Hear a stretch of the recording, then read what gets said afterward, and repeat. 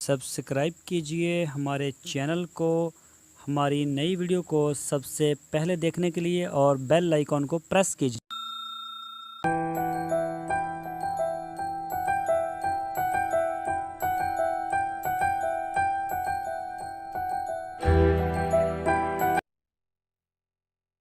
तो दोस्तों, ये मैं आपको दिखा रहा हूँ एक बाजरा है सदाबहार। तो ये हमारे एक दोस्त ने इसकी अपने खेत में इसको उगाया हुआ है गायों के लिए और भैंसों के लिए।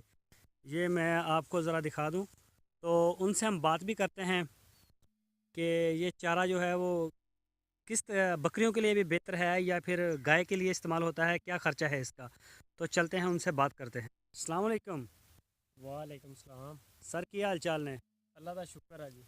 ਅੱਛਾ ਸਰ, ਆ ਜਿਹੜਾ ਤੁਸੀਂ ਬਾਜਰਾ ਬੀਜਿਆ ਹੋਇਆ, ਇਹ ਆਮ ਬਾਜਰਾ ਤਾਂ ਨਹੀਂ ਹੈਗਾ ਜਿਹੜਾ ਆਪਾਂ ਪਕਾਵਾਂ ਬੀਜੀ ਦਾ ਜਾਂ ਫਿਰ ਜਾਨਵਰਾਂ ਵਾਸਤੇ ਬੀਜੀ ਦਾ? ਇਹਨੂੰ ਸਲਾਨਾ ਬਾਜਰਾ ਕਹਿੰਦੇ ਆ ਜੀ। ਸਲਾਨਾ? ਸਲਾਨਾ ਬਾਜਰਾ ਇਹ हाँ हाँ ਇਹ ਦੂਸਰੇ ਬਾਜਰੇ ਤਾਂ ਬੀਜ भी नहीं ਹੁੰਦਾ। हाँ हाँ, स्टैंड करो ज़रा इधर। ਹਾਂਜੀ। ये देखें दोस्तों, इसके ऊपर कोई बीज नहीं होता इसके ऊपर। अच्छा, ये बकरियों में भी पाया जा सकता सर? ਬੱਕਰੀਆਂ ਨਹੀਂ ਇਹਨੂੰ ਖਾਣੀਆਂ ਸ਼ੌਕ ਨਾਲ ਜੀ, ਬੱਕਰੀਆਂ ਦਾ ਨਹੀਂ ਅਸਲ ਖਾਏ। हाँ, ਇਹ ਗਾਈਆਂ ਤੇ ਮੱਝਾਂ ਤੇ ਵੱਛੇ ਕੱਟੇ कैटल फार्म ਲਈ ज़बरदस्त है। ਕੈਟਲ ਫਾਰਮ ਲਈ ਕਹਿ ਸਕਦੇ ਹਾਂ ਕਿ ਬਿਹਤਰੀਨ ਫੀਡ ਹੈਗੀ। ਸਲਾਨਾ ਪੂਰਾ ਸਾਲ ਚੱਲੇਗਾ। पूरा साल। ਹਾਂਜੀ ਪੂਰਾ ਸਾਲ। ਇਹਦਾ ਬੀ ਦਾ ਕੀ ਹਿਸਾਬ ਕਿਤਾਬ ਹੋਏਗਾ? ਸਾਡੇ ਜਰਾ ਦੋਸਤਾਂ ਨਾਲ ਵੀ ਗੱਲ ਸ਼ੇਅਰ ਕਰੋ। ਇਹਦਾ ਸਰ ਬੀ ਕੋਈ ਨਹੀਂ ਹੁੰਦਾ ਇਹਦਾ।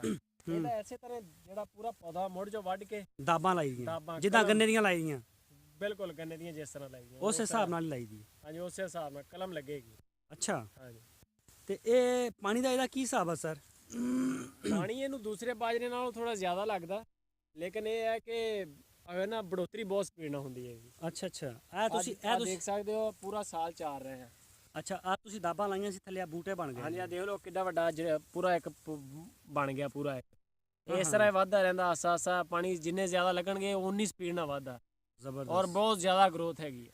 ਜ਼ਬਰਦਸਤ। ਇਹ ਤੇ ਬੜਾ ਸੁੱਕਿਆ ਜਿਹਾ ਪਿਆ, ਤੁਸੀਂ ਇਹਨੂੰ ਪਾਣੀ ਨਹੀਂ ਲਾਇਆ? ਇਹਨੂੰ ਹੁਣ ਖਤਮ ਕਰਨ ਦੇ ਚੱਕਰ 'ਚ ਆ, ਇਹਨੂੰ ਹੁਣ ਖਤਮ ਕਰਕੇ ਨਾ ਤੇ ਦੁਬਾਰਾ ਇਨਸ਼ਾਅੱਲਾ ਨਾਲ ਦੇ ਖੇਤ 'ਚ ਬੀਜਾਂਗੇ ਇੱਥੇ। ਅੱਛਾ, ਇਹਨੂੰ ਖਤਮ ਕਰਕੇ ਤੇ ਫਿਰ ਖਤਮ ਕਰਕੇ ਇਹਦੇ ਨਾਲ ਦਾ ਜਿਹੜਾ ਦੁਆੜਾ ਪਿਆ ਇੱਥੇ ਇਨਸ਼ਾਅੱਲਾ ਰੋਡ ਗ੍ਰਾਸ ਬੀਜਾਂਗੇ ਤੇ ਇੱਥੇ ਫਿਰ ਕੋਈ ਹੋਰ ਚੀਜ਼ ਲੈ ਕੇ ਆਵਾਂਗੇ। ਥੋੜੀ ਸਾਹ ਲੈ ਲੈਗੀ ਜ਼ਮੀਨ। ਸਹੀ ਸੇ। ਇਹ ਕਿੰਨੇ ਅਰਸੇ ਤੋਂ ਲੱਗਿਆ ਹੋਇਆ? ਇਹਨੂੰ ਹੋ ਗਏ 2-3 ਸਾਲ ਹੋ ਗਏ ਜੀ। ਕਿੰਨੀ ਕੁ ਇਹਦੀ ਲਾਈਫ ਕਿੰਨੀ ਕੁ ਹੈਗੀ ਹੈ? ਲਾਈਫ ਇਹਨੂੰ ਪਾਣੀ ਲੱਗਦੇ ਰਹਿਣ ਜੀ, ਇਹ ਮਰਦਾ ਹੀ ਨਹੀਂ ਅੱਲਾ 'ਚ। ਅੱਛਾ, ਹਾਂਜੀ ਯਾਨੀ ਕਿ ਛੇਤੀ ਨਹੀਂ ਮਰਦਾ ਇਹ। ਇੱਕ ਦਫਾ ਬੀਜਾ ਹੋਇਆ 5-7 ਸਾਲ ਕੱਢ ਜਾਂਦਾ। ਹਾਂਜੀ ਬਿਲकुल ਕੱਢ ਜਾਂਦਾ। ਕੱਢ ਬਹੁਤ ਆ, ਜਿੰਨਾ ਜ਼ਿਆਦਾ ਪਾਣੀ लगेगा बिल्कुल उतनी इसकी लेंथ भी बहुत ज़्यादा है। दोस्तों, मैं आपको दिखाता हूँ इसकी टोटल जो लंबाई है, काफ़ी लंबा हो जाता है कद इसका। तो ये आप देख सकते हैं और आपने बात सुनी कि इसका कोई बीज वगैरह नहीं मिलता। इसकी जो है वो सिर्फ कलम लगाई जा सकती है, जिसको आप दाब भी कह सकते हैं। और ये खेलों के ऊपर भी लगाया जा सकता है। इसका जो है ना पानी का खर्चा भी इतना ज़्यादा नहीं है। ये आप देख सकते हैं पीछे से, ये पीछे से फिर ये उगना शुरू हो गया है। और ये आप देख सकते हैं सामने इसका कद शद और हर चीज़ माशाल्लाह काफ़ी प्यारा है। तो दोस्तों, मैं उम्मीद करता हूँ आपको हमारी वीडियो ज़रूर पसंद आई होगी।